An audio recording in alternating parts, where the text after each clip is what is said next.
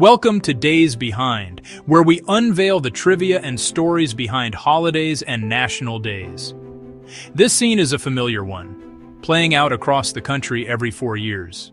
A ritual as American as the flag itself. It unfolds in school gymnasiums, church basements, community centers, places transformed for a single, momentous purpose.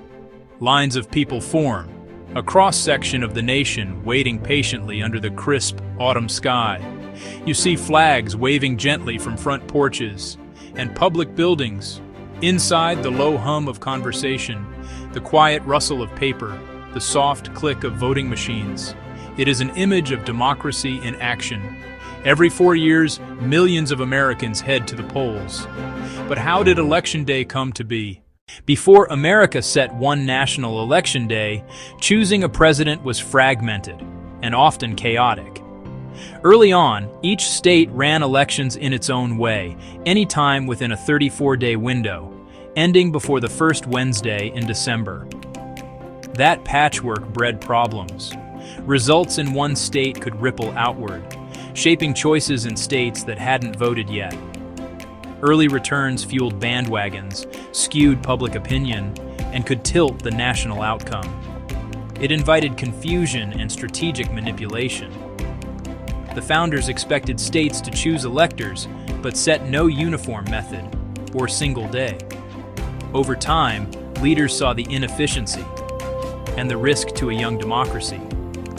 As the nation grew and the telegraph shrank distances, near-instant results magnified staggered voting's flaws, letting early returns contaminate later contests.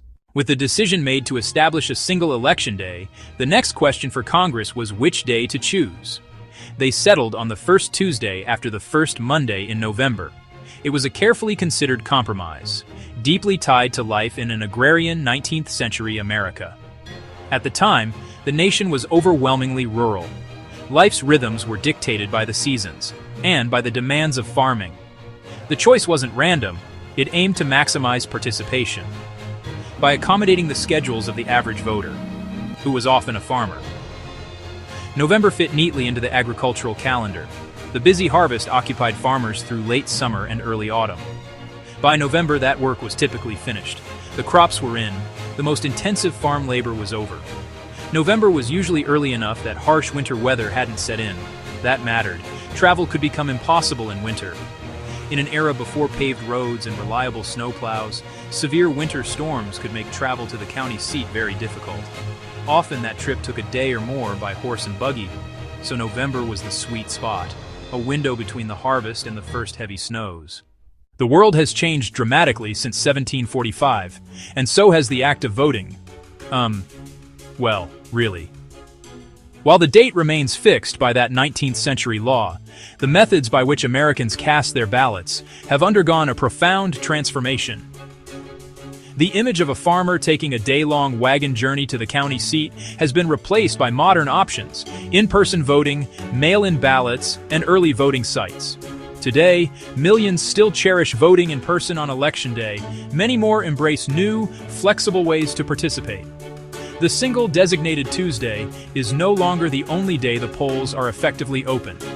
One big change is the rise of early in-person voting.